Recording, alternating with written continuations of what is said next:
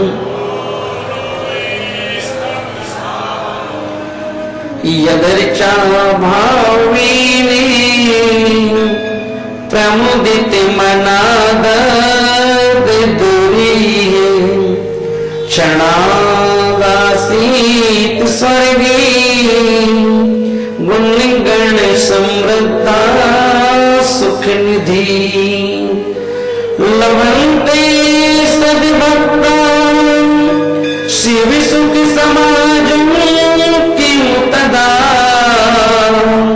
महावीर स्वामी नयन पथगामी भवतु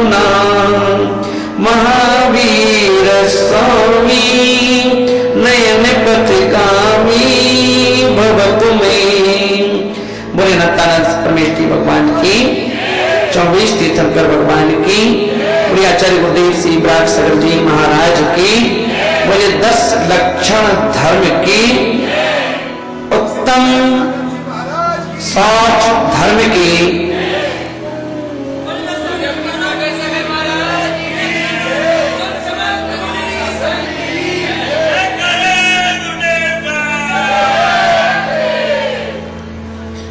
आचार्य समंत्रभद्र स्वामी महाराज ने रत्न कृंडक शाखाचार नामक ग्रंथ में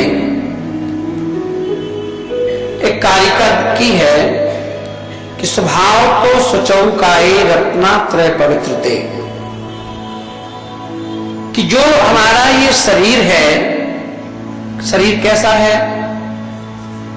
मल का घड़ा है। काय का मल घड़ा है? मल का घड़ा।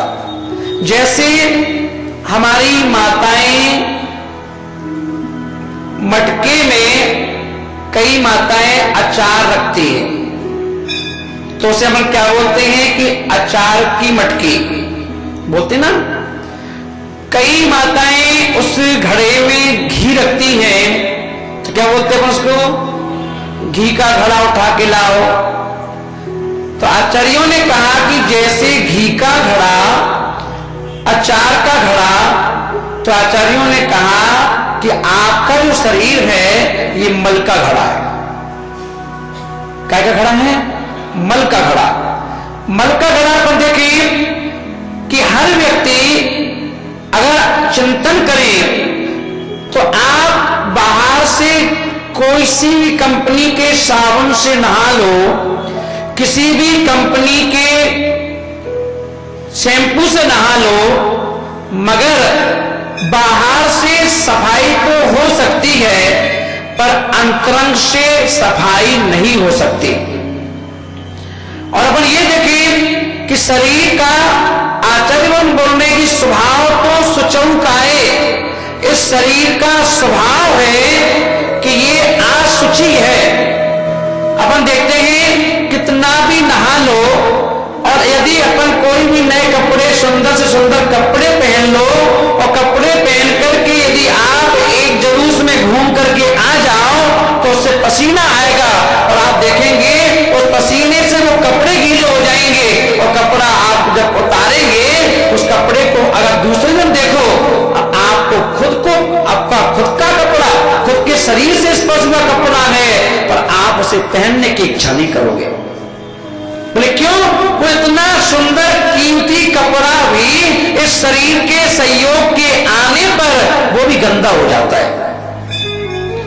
आप कितना भी नहा लें, कितने भी चेहरे को साफ कर लें, और चेहरे को साफ करने के बाद आप कितनी अच्छी महंगी क्रीम लगा लें, गालों पर क्रीम लगा लो, और क्या करना, 1 मिनट बाद लगाने के आप हल्का सा पानी लेना और चेहरे पे लगा करके, और 3 बार हाथ रगड़ना, और फिर पानी निकाल के देखना, तो आपकी क्रीम भी अब मैली हो जाएगी। तो शरीर जिस समय आप धो रहे हो उस समय उसकी शुद्धता हल्की से, और जैसे ही पानी सूखा फिर असुचि हो जाता है। ये शरीर का स्वभाव है। अब आप क्या करते हो? तो शरीर को शुद्ध करने के लिए ये स्वयं भी समझते हो कि शरीर शुद्ध नहीं हो सकता। शरीर को तो आचार्यों ने कहा कि इस शरीर की शुद्धि को कैसे संभव है? ये शरीर शुद्ध कैसे हो? तो ना क्रीम से शुद्ध होता है, ना पाउडर से शुद्ध होता है। ये शरीर ना किसी इत्र या सेंट किसी से भी ठीक नहीं होता। अगर ये ठीक होता है, इसकी सुंदरता बढ़ती है, तो बढ़ती है ना आभूषण से ना कपड़ों से, इसकी सुंदरता बढ़ती है रत्नात्रय पवित्रते। यही मल का घड़ा लेकर के ये घूम रहे हैं, मल का घड़ा लेकर के ये घूम रहे हैं, मल का घड़ा लेकर के कभी ये नहीं घूमे थे, पर इन्होंने अंतर इतना था कि उस शरीर को इन्होंने क्या किया? सम्यक दर्शन, सम्यक ज्ञान, सम्यक चारित्र को जब धारण किया तो उस रत्नात्रय से ये शरीर पवित्र हो गया।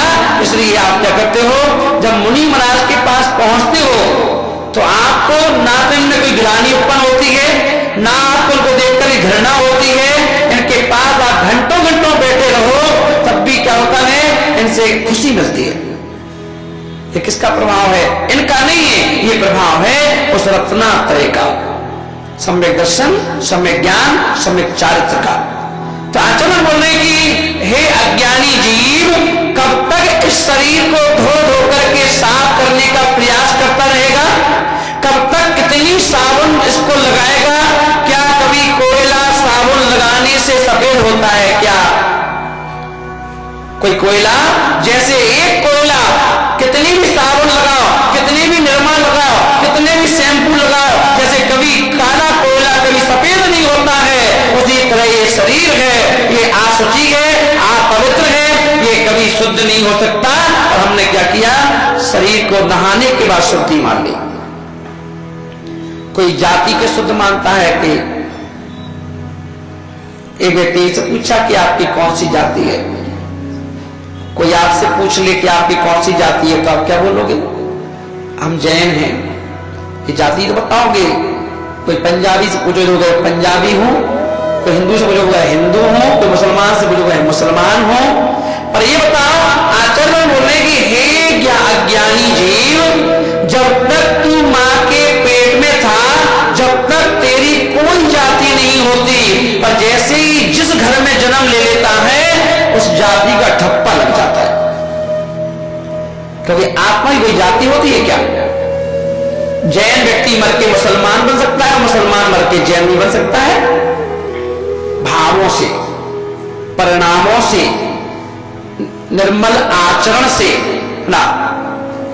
जैन व्यक्ति मर करके कुत्ता बन सकता है और कुत्ता मर करके जैन व्यक्ति बन सकता है। मैं नहीं कह रहा हूं, आचार्य रत्नकंडक साकाचार में आचार्य समत्व स्वामी महाराज बोल रहे हैं कि धर्म के प्रभाव से कुत्ता भी देव बन जाता है और एक अधर्म के प्रभाव से देव भी कुत्ता बन जाता है। यानी एक्सचेंज ऑर्डर क्या है? एक्सचेंज कर लो, यहां से वहां चले जाओ, वहां से यहां आ जाओ। सारा का सारा खेल काय का है? परिणामों का। अब आप ये देखें कि आज का दिन काय का है? उत्तम शौच। अब उत्तम शौच, शौच किसे कहते हैं? तो शौच कहते हैं शुचिता को। शौच किसे कहते हैं? शुचिता को। तो आज अपने आत्मा की, शरीर की शुद्धि तो हम लोग 365 दिन करते हैं। आज आचरण बोल रहे हैं कि आज का दिन यदि है तो अपनी आत्मा को पवित्र करने का है। और आत्मा पवित्र कब होती है? जब हमारे विचार, हमारा आचरण, हमारा व्यवहार पवित्र होता है तो आत्मा अपने आप पवित्र हो जाती है। तो अपन देखते हो, जिस दिन आप उपवास करें, एक दिन खाना पीना खाएं और एक दिन उपवास करें, तो उपवास के दिन आपको ना तो किसी प्रकार की कोई वेदना उत्पन्न होती है, ना कोई परेशानी उत्पन्न होती है, ना आपको कोई विकल्प उत्पन्न होते हैं, ना शरीर में किसी प्रकार की कहीं के कोई ब्लड प्रेशर काम कर रहा हो या किसी तरह की कोई परेशानी, रोग शोक परेशान कर रहा हो। ये किसका प्रभाव है? क्योंकि आपने कुछ खाए ही नहीं। इसका मतलब क्या है? खाते ही आपको कितनी परेशानियां प्रारंभ हो जाती हैं। जैसे ही खाओगे गैस बनना चालू, खाओगे तेजाब बनना चालू, खाओगे तो एसिडिटी बनना चालू, कब्ज बनना चालू। कब हुआ? खाने पर। इसलिए आचार्यों ने कहा, कोई पूछे आपसे भाई क्यों छोड़ते हो खाना पीना, खाना पीना छोड़ने से क्या होता है? तो बोले भाई दूध वाला दूध दे गया, अब उस दूध को हमारी माताएं क्या करती हैं? गर्म करती हैं। तो बताओ, दूध को गर्म करने किसका सहारा लेना पड़ता है? किसका? बर्तन का। बिना, पर आपको गर्म क्या करना है? दूध को कि बर्तन को? लक्ष्य क्या है आपका? दूध को गर्म करने का है कि दूध को हम गर्म कर दें। तो जब दूध को गर्म करने का लक्ष्य है तो दूध को डायरेक्ट गैस पे क्यों डाल देते हो? गर्म हो जाए। पर ऐसा संभव नहीं है, ना भूतो न भविष्यति, हो ही सकता है ऐसा। तो इसलिए उस बर्तन का सपोर्ट लेकर के, बर्तन को आधार बना करके आपने क्या किया, उस दूध को उस बर्तन में डाल दिया और उस बर्तन को उठा करके जलती हुई भट्टी या गैस पर रख दिया। तो क्या हुआ, पहले बर्तन गर्म हुआ, उसके बाद दूध भी गर्म हो गया, आपका काम हो गया। हो गया कि नहीं?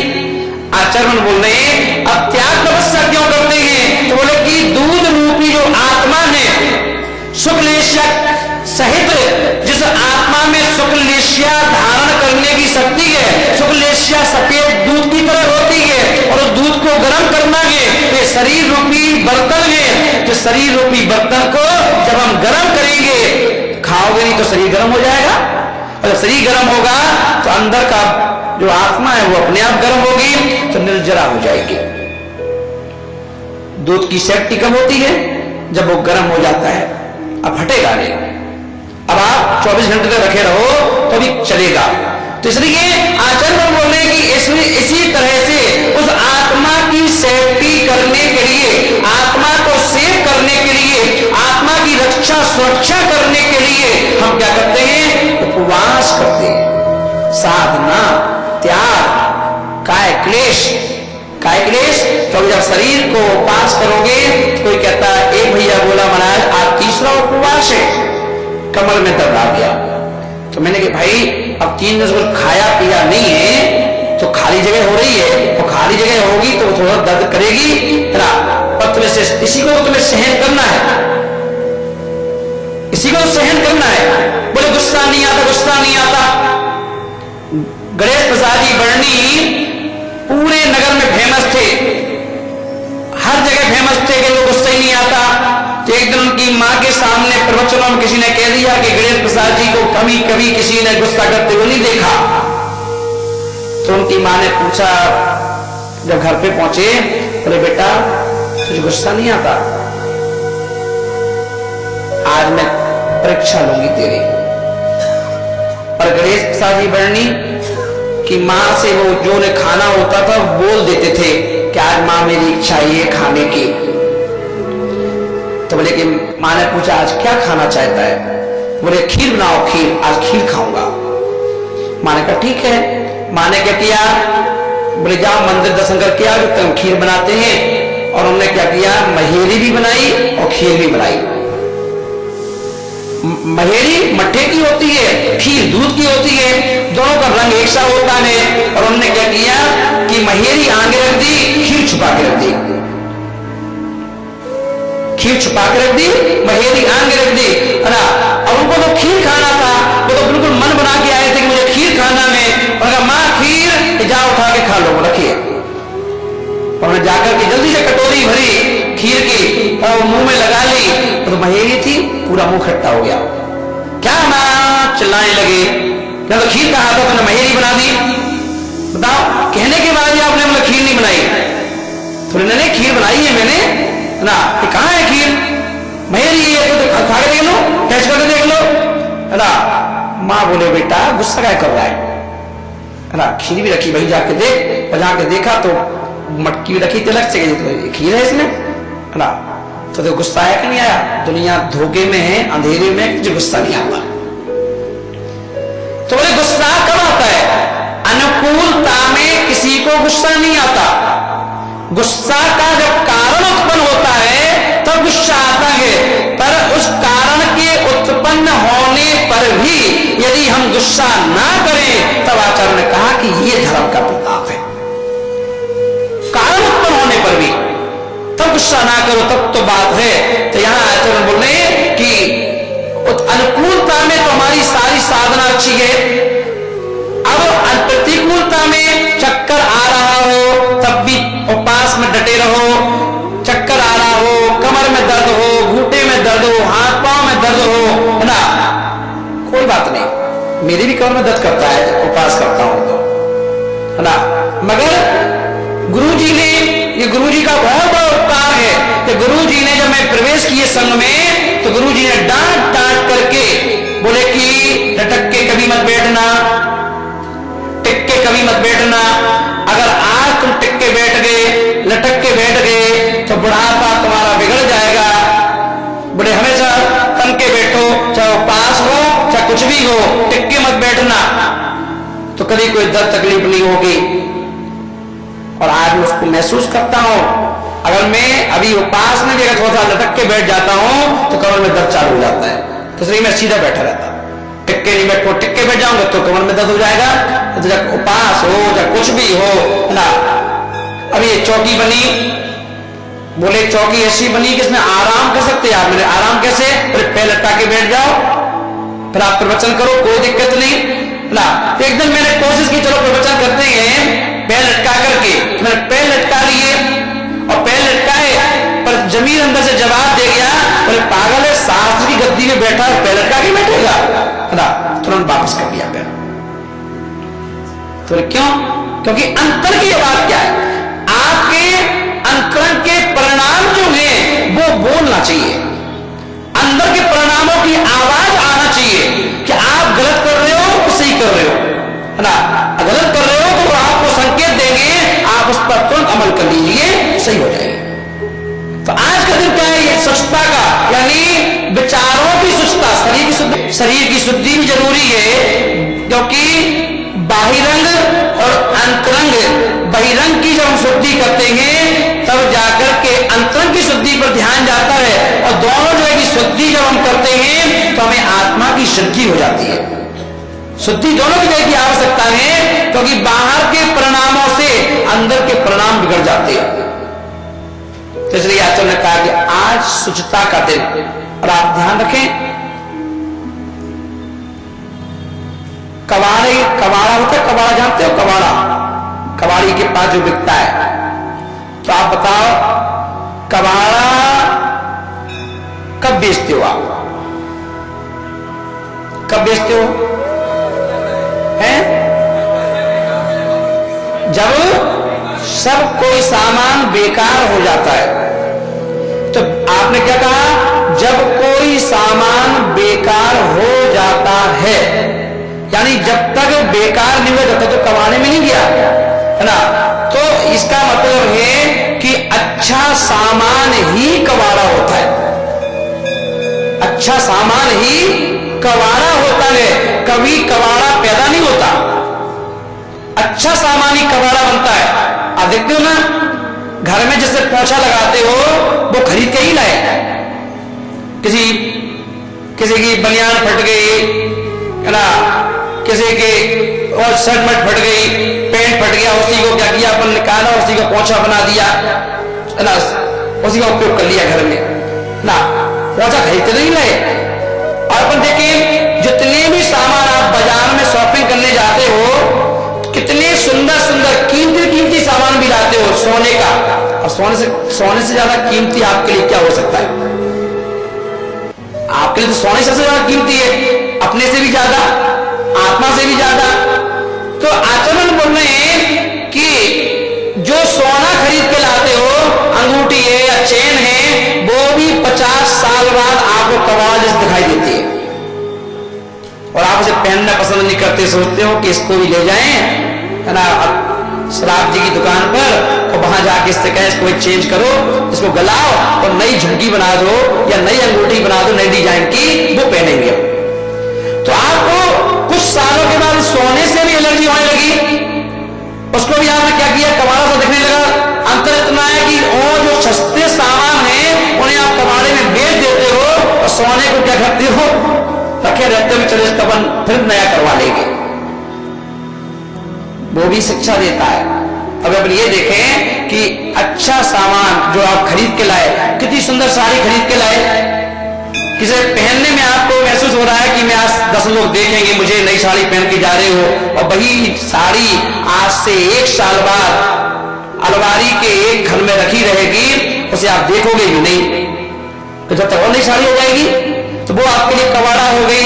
अब भले आप उसको कबाड़े में दो या ना दो, ना, कोई भी सामान लाए, आप कोई भी सामान लाए, पुस्तक लाए, वो भी कबाड़े में चली जाती है। जनमानी जब पढ़ते हो बहुत अच्छी लगती है, जब वही जनमानी पर सफेद से पीली से थोड़े बहुत फफूंद लग गई, कहीं घुन लग गई, फिर आप क्या करते हो, पंडित जी बताओ जनमानी का क्या करें, जलाने कि पानी में डाल दे, क्या कर दे बताओ। आज पानी में डालने को तैयार है, जलाने को तैयार है, और एक दिन ले लेके घूम रहा था। इसका मतलब क्या हुआ? हर चीज जो आज अच्छी दिखाई दे रही है वो एक दिन कबाड़े में जाएगी। तो वो तो चीज है, आप वो चीज है, वस्तु है, अचेतन है। आप अब आपकी बात करो। जब आपने जन्म लिया था वो फ्रेश माल था, जिस पैदा हुए थे वो फ्रेश माल था। अब उसमें और बड़े बड़े होते चले गए। अब देखो ना तो दुनिया आपसे प्यार करती है।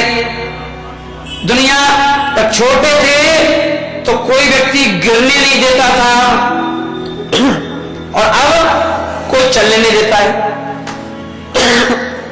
छोटे थे तो कोई गिरने नहीं देता था। हल्का से बच्चा चलता था और लगे गिरने वाला है तो यहां से वो दौड़ते थे, यहां से वो दौड़ते थे, तो पकड़ लेते थे, गिरने नहीं देंगे हम तुमको। और जब चलना सीख गए, आप लोग सोचते चलना सीख गए तो गिरेगा कैसे? तो गिराओ, इसकी टांग खींचो, गिर जाए। तो अंतर आया कि नहीं आया? इसका मतलब है कि माल जो है कबाड़े की तरफ पहुंच रहा है। जहां लोग खींचातान चालू कर दे, है ना, कबाड़े की तरफ नजर कर ले कि अब इस सामान को कबाड़े में दो, अलग करो, क्या फायदा? तो हम देखते हैं वही बच्चा छोटे में कितना प्यार करता था, माँ मॉम चिपका रहता था पास पास में। अब वो बच्चा माँ के पास बैठना पसंद नहीं कर रहा, है ना। जो पति एक समय भोजन नहीं करता था आपके बिना, आपका बर्थडे के लिए 3 दिन पहले से तैयारी करता था, आपके लिए सब कुछ करने को तैयार था, अब वही पति को बर्थडे याद नहीं है आपका कि कब निकल गया। तुम्हें को आज से मालूम है क्या है? कोई खुश हो गया बच्चा, पति साल याद कर लेगा, है ना। वो तक क्या है याद नहीं है, भूल गए, बताना क्या है। पहले बड़े प्यार से पूछा था, वो ज्यादा चैट हो गया, क्या है कि बर्थडे। अच्छा बर्थडे है, अच्छा ओ तुम पहले नहीं बताया हमें, आगे हो गया। और पहले तुम्हें याद ना हो तो वो उसे याद रहता था कि तेरा बर्थडे आ रहा है, गिफ्ट लो, आज तुम्हारा बर्थडे है ना, ओ तुम्हें मालूम था हमारा बर्थडे है ना। तो इसका मतलब क्या हुआ? कबाड़े की तरफ आपका कदम बढ़ चुका है। क्यों?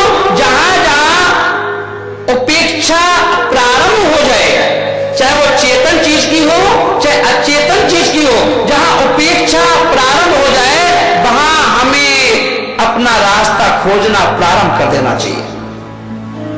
इसलिए तीर्थंकरों के पास एक माप था कि एक तीर्थंकर भगवान दर्पण के सामने खड़े होकर के अपने बाल निकाल रहे थे।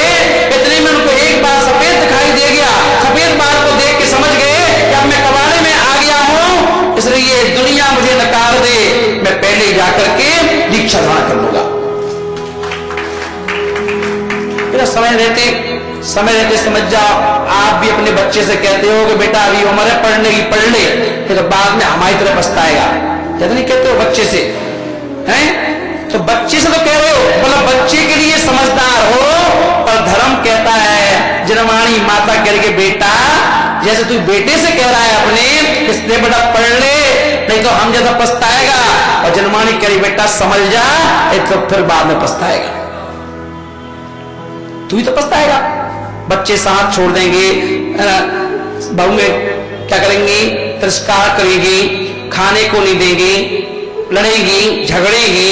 उससे अच्छा है कि ऐसा माहौल बने, उसके पहले ही क्या कर लो, अपनी सुस्ता कर लो। शरीर शुद्ध तो बहुत किया, मकान शुद्ध बहुत किया, है ना, सब चीज शुद्ध की। अब अपने को सुधार करो जिससे कि हम कबाड़े में ना जा पाए, क्योंकि जितना पुरानी वस्तु हो जाएगी उसकी कीमत उतनी कम मिलेगी। गाड़ी शोरूम से उठाने के लिए जाओगे तो जब तक कांच के अंदर है तो 4 लाख की है, और अगर तुमने उसको निकाल लिया कांच के बाहर, अपने हैंडओवर ले ली, और फिर एक बार बैठ जाओ गद्दी पर, स्टीयरिंग पकड़ लो और फिर उतर जाओ और फिर वापस में जाओ कि भाई गाड़ी हमें नहीं चाहिए, तो अब 3 लाख की बिकेगी। 1 लाख कम हो गया, और अगर एक राउंड मार जाओ 1 किलोमीटर का तो 2 लाख की बिकेगी। जब वहां पर 15 मिनट में गाड़ी की कीमत कम हो गई निकलते ही, तो सोचो हम लोगों निकले हुए कितना समय हो गया, कितनी कीमत कम हो गई। आचरण बोलने की समझ जाना, समय रहते रहते लोहा जब गर्म हो तब चोट मार देना चाहिए। जब अपन पद्म पुराण पढ़ेंगे और पद्म पुराण में इंद्र की चर्चा आई और उस इंद्र के पास वो सारी विभूतियां थी जो विभूति एक इंद्र के पास होती है। बस अंतर इतना था कि वो स्वर्ग का इंद्र था और ये धरती का इंद्र था। और ये बात रावण के पास पहुंची कि एक इंद्र है, उसकी बड़ी विभूति है और बड़ा हैवी सूरवीर है ना। तो रावण बड़ा गुस्सा आया, इसका नाम इंद्र कैसे पड़ा? बोले इंद्र समझता है अपने आप को। बोले चलो इसकी हम हेगड़ी निकालते हैं। और रावण जो था इंद्र को ललकारा के युद्ध कर ले और उसने युद्ध किया और युद्ध में रावण ने क्या किया, उस इंद्र को हरा दिया। तो जो इंद्र पैदाइशी अपने आप को इंद्र मान रहा था कि मैं इंद्र हूं, इंद्र जैसी उसने पूरी व्यवस्था बना रखी थी, किसी के नाम झुकता नहीं था, सूरवीर भी था, उसके अंदर गुट्स भी थे, कि उसने क्या किया, जब झुका नहीं और रावण ने हरा दिया तो रावण बोला चल, बड़ा इंद्र बन रहा था, चल चरणों में झुक, चरण को छू और आदि का स्वीकार कर। अब वो इंद्र मर खड़ा खड़ा सोच रहा था, सोचा बेटा इंद्र किसी के सामने तू आज झुका नहीं और आज इस रावण के सामने झुकना पड़ेगा, इस चरणों में नतमस्तक होना पड़ेगा। नहीं, मैं जब झुका ही नहीं तो इसके सामने फिर भी नहीं झुकूंगा, क्या करूं? उसने क्या किया, केश लॉन्च करना चालू कर दिया। केश लॉन्च, कपड़े उतारे, मुनि बन गया। जो रावण चिल्ला रहा था कि हे इंद्र चल पैर छू, आदि का स्वीकार कर, उसके दीक्षा लेते ही रावण उसकी पूजा कर रहा है और कह रहा हे स्वामी नमोस्तु नमोस्तु, अत्रो अत्रो अत्रो प्रदान कर रहा है। और ये प्रभाव संयम का, कि संयम एक ऐसी चीज है जब संयम यहां भी आपकी रक्षा करता है तो वह संयम कर्मों से भी रक्षा करता है और परमात्मा भी तुम्हारी व्यवस्था बनाता है। उसका नाम है व्रत संयम नियम। नियम व्रत संयम ये उसका नाम है। इनको लो, अपनी शील आरक्षित करा लो, तब जाके आप आत्मा की शुद्धि कर सकते हो।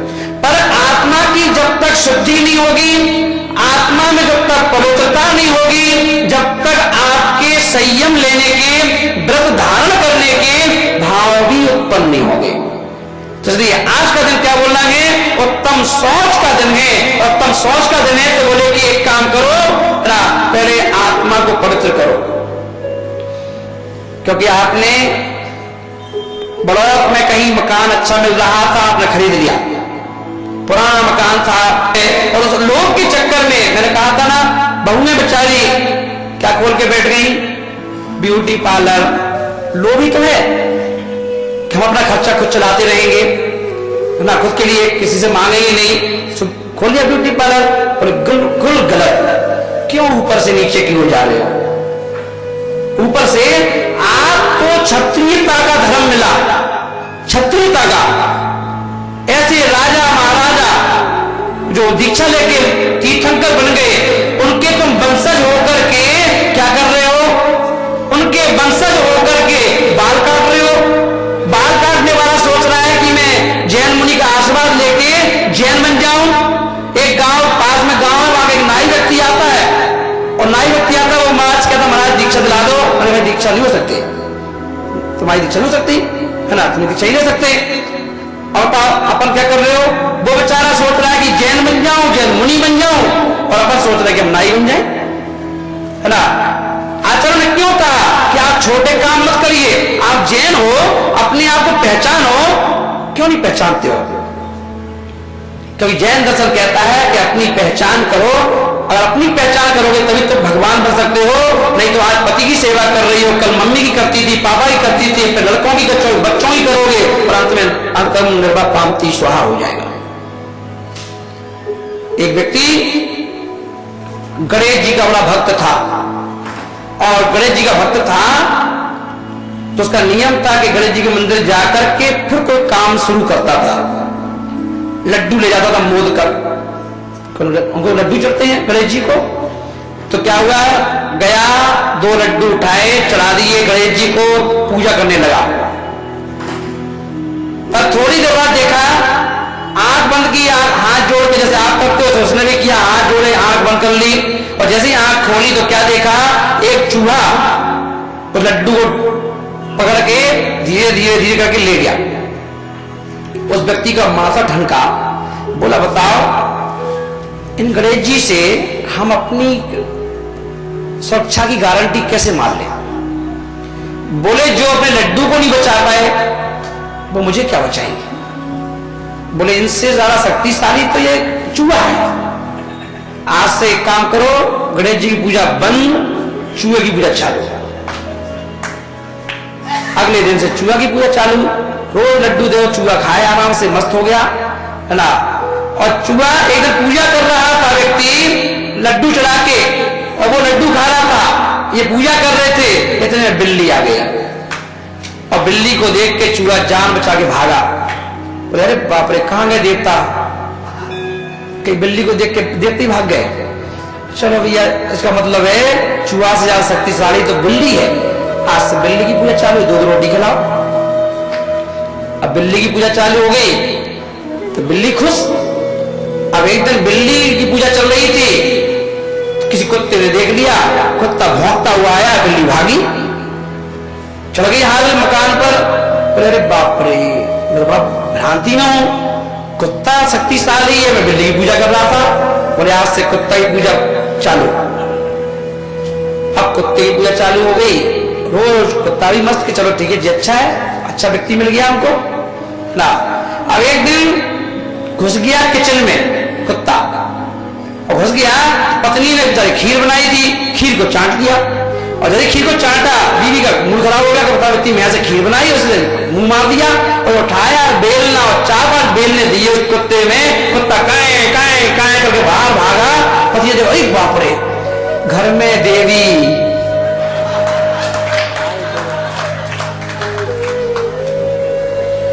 घर में छोरा और पूरे नगर में ढिढोरा।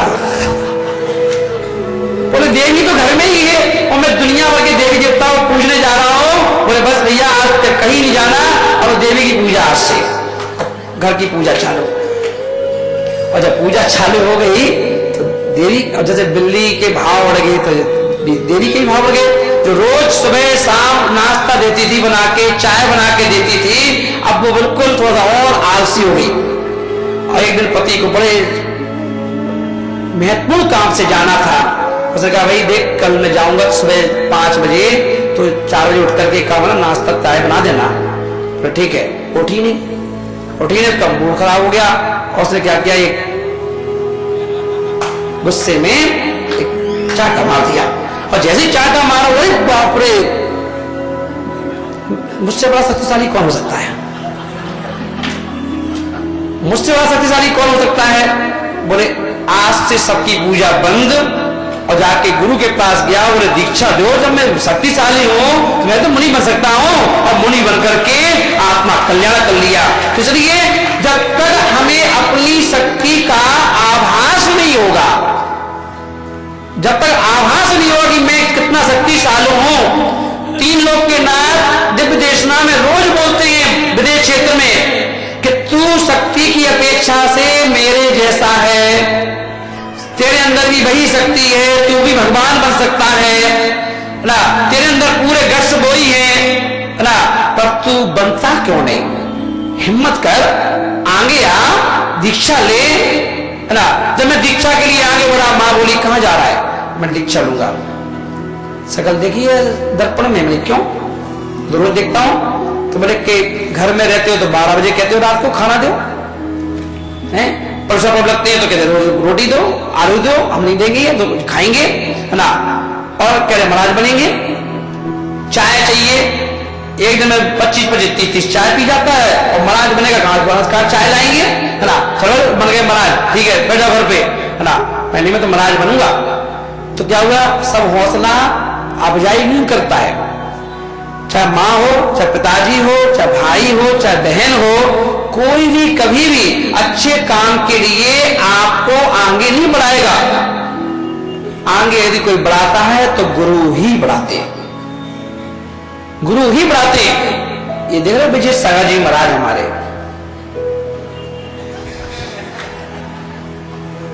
जब जब मेरे पास आए तो पिताजी पीछे पीछे आ गए और रक्षाबंधन का बहाना बना के आ गए कि रक्षाबंधन है तो घर भेज दो ना।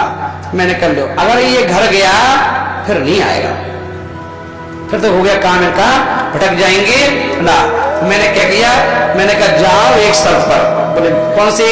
मैंने कहा चांद निकलवाओ, पूरे बाल उड़वाओ तब जाओ। बोले नहीं नहीं, बाल नहीं उड़वाएंगे तो बहनें आएंगी, कैसे लगेंगे हम बिना बाल के बिना उसके। तुम्हें जाओ, बैराग तो वही है, जो आया है वो लौट जाएगा। कभी जैसा अच्छा निमित्त मिलेगा तो यहां मन हो गया। जैसे आपका होता ना, महाराज के पास आ गए तो बड़ा अच्छा लगता है कि बैठे रहो, घर जाने का मन नहीं करता, कि घर जाने को मन नहीं करता, पास में जब आ जाते हैं होता नहीं होता है, पर जो घर पहुंच जाते हो तो यहां का मन नहीं करता। बाहर एक लगता है कि बताओ क्या करें, कैसे जाएं, मन तो है पर ये बच्चे, ये पतिदेव, ये सास, ये ससुर, ये तो हमेशा ही रहेंगे, समय तो निकालना पड़ता है इसमें से, है ना। तो बोले कि मैंने क्या किया, केक पी लो, है ना। मैंने शादी की, तू भी शादी कर। महिलाओं से पूछो अपनी बेटी की शादी का कितनी एक्साइटेड होती है, शादी करना है। पर कोई मां से पूछो तुम शादी के बाद सुखी हो, शादी के बाद तुम्हें कितने सुख मिले, क्या सुख है बताओ। तो भाई सुख तो कुछ नहीं है। तो जब सुख नहीं है तो बेटी को क्यों फंसा रही हो, कि क्या करें, वो तो मजबूरी है, सबको करना ही पड़ेगा। आचरण बोल रहे हैं कि मोक्ष मार्गी जीव दोनों ऑप्शन दे देता है कि देखो बेटा, अगर आत्मा कल्याण करना है तो मोक्ष मार्ग पे जाओ, और संसार में फंसना है हमारी तरह तो ये वाला मार्ग है। मैंने बताया था ना, एक दिन उदाहरण दिया था कि एक माँ ने अपने 7 लड़कों को दीक्षा दिला दी थी, मुनि बना दिया था।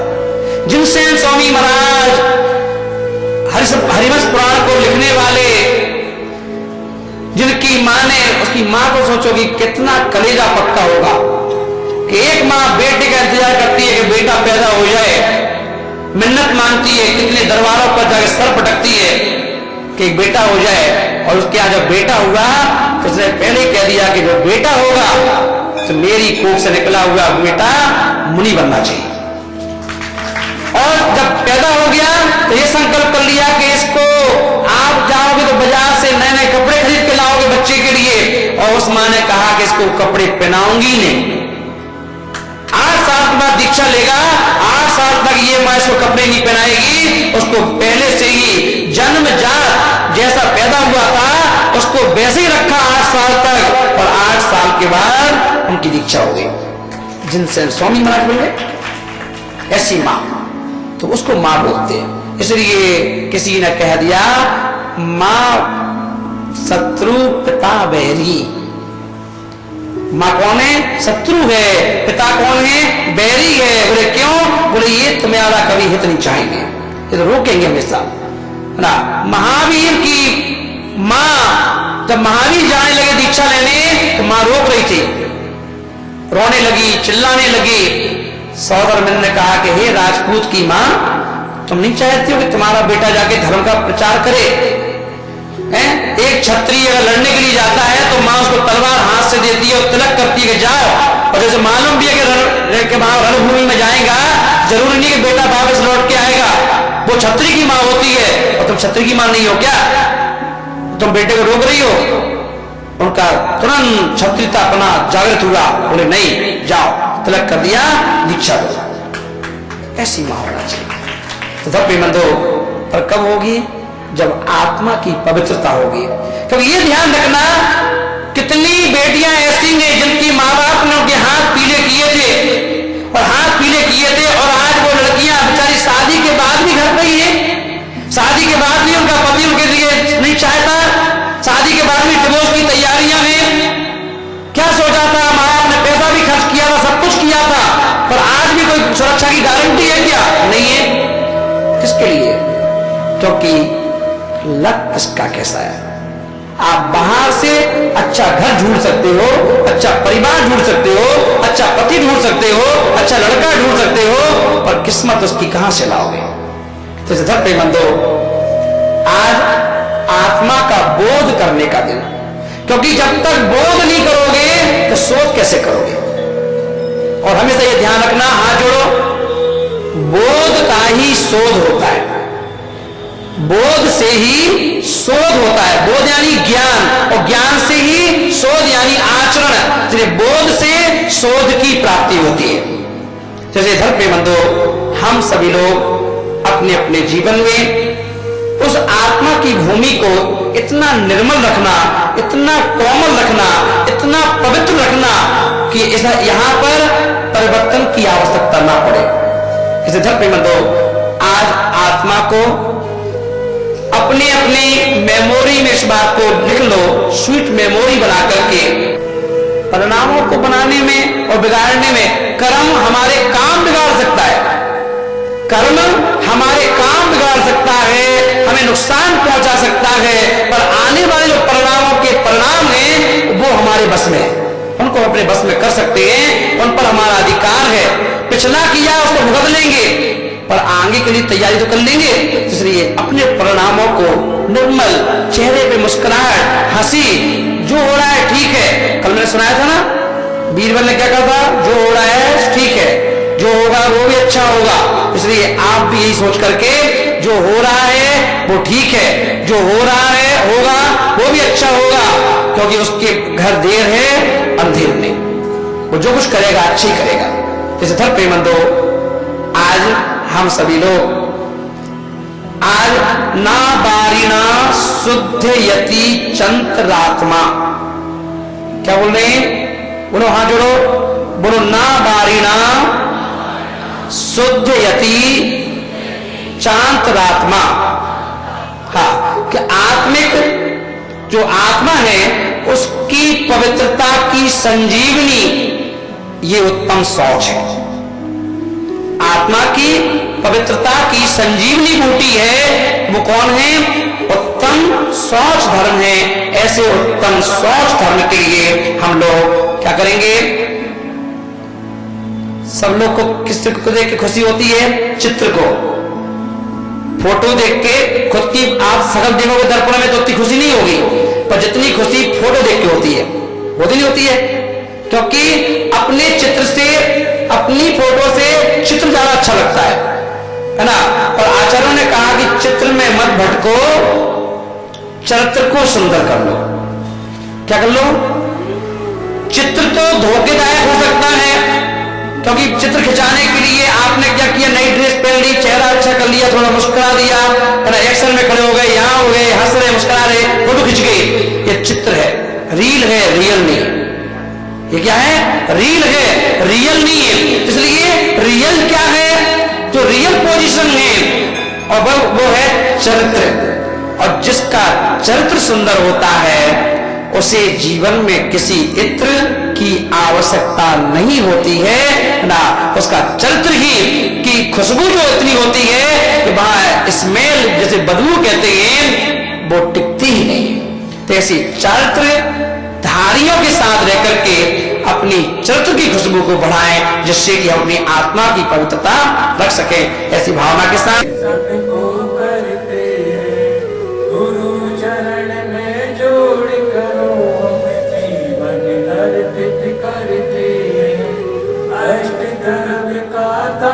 सजा कर गुरु शरणों में लाया, संसार का जो बन तुम जैसा इस भाव सजो कर लाया। शरण मुनि वर की बात करके मैं अपना उद्धार करूं, गुरु विहर सागर चरणों में बारंबार विराम करूं।